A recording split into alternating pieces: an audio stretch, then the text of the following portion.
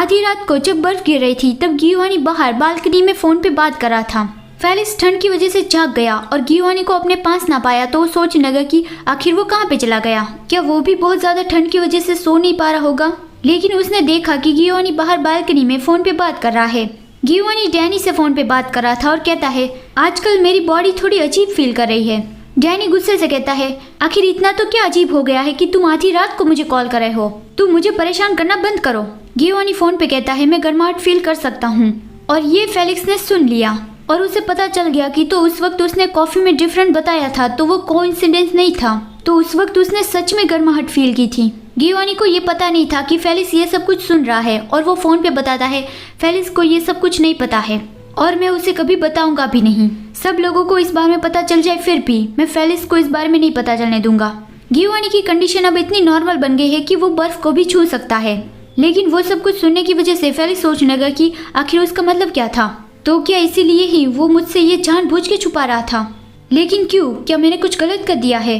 क्या वो अब भी मुझसे इस बात को लेकर गुस्सा है कि मैंने उसकी पीठ पीछे डैनी के साथ वो प्रोसीजर ट्राई किया।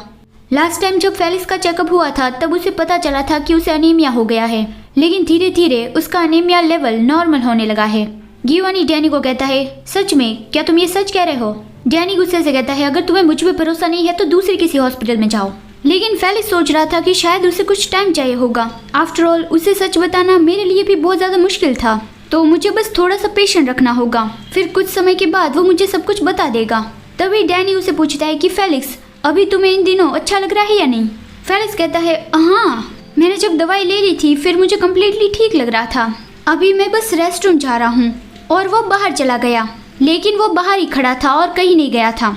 अंदर डैनी गियोवानी से कह रहा था कि आखिर तुम सोच क्या रहे हो?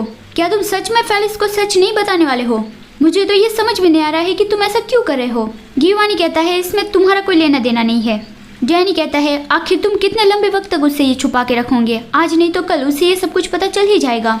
गियोवानी कहता है, तो इसीलिए ही मैं तुम्हें कह रहा हूँ कि मैं पहले जैसा था वैसा ही मुझे बना दो, इससे पहले कि फेलिक्स को सब कुछ पता चले। तुमने कहा था ना कि तुम्हारे पास मेरा ब्लड है, अगर तुम वो मेरी बॉडी में फिर से डाल दोगे तो मैं पहले जैसा ही हो जाऊंगा। डैनी कहता है, क्या तुम्हारा दिमाग खिस गया है? तुम ऐसा करने की सोच भी कैसे सकते हो? और ऊपर से मैंने वो ऑलरेडी फेंक दिया है। तभी फेलिक्स अंदर आ गया। गियोवानी उसे देख के कहता है, ओ फेलिक्स, तुम वापस आ गए। लेकिन फेलिक्स कहता है, क्या तुम पहले जैसे थे वैसे ही वापस बनना चाहते हो? क्या सच में तुम्हारा दिमाग खराब हो गया है? हमें बात करनी होगी इस बारे में। गियोवानी सोचता है, क्या उसने सब कुछ सुन लिया है? कमीना डैनी, उसने अभी ही वो बात क्यों करी? और वो हंसता हुआ कहता है, नहीं फेलिक्स, कोई बात नहीं है, वो बस। उसकी बात काटते हुए फेलिक्स कहता है, बात घुमाने की कोशिश भी मत करना क्योंकि मुझे सब कुछ पता है। मुझे पता है कि तुम अभी गर्माहट फील कर सकते हो। गियोवानी फ्लिंच हो गया और डैनी की ओर गुस्से से देखता है। तो डैनी कहने लगता है, आई स्वेयर, मैंने कुछ भी नहीं कहा है, मेरा भरोसा करो। फेलिक्स कहता है, अभी ये इम्पोर्टेंट है कि मुझे कैसे पता चला?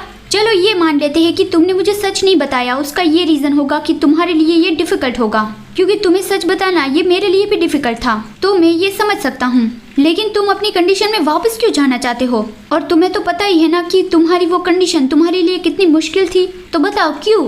गियोवानी दूसरी ओर देख रहा था और एकदम ही चुपचाप था। डैनी नर्वस फील कर रहा था कि ये सिचुएशन तो बहुत खराब हो गई।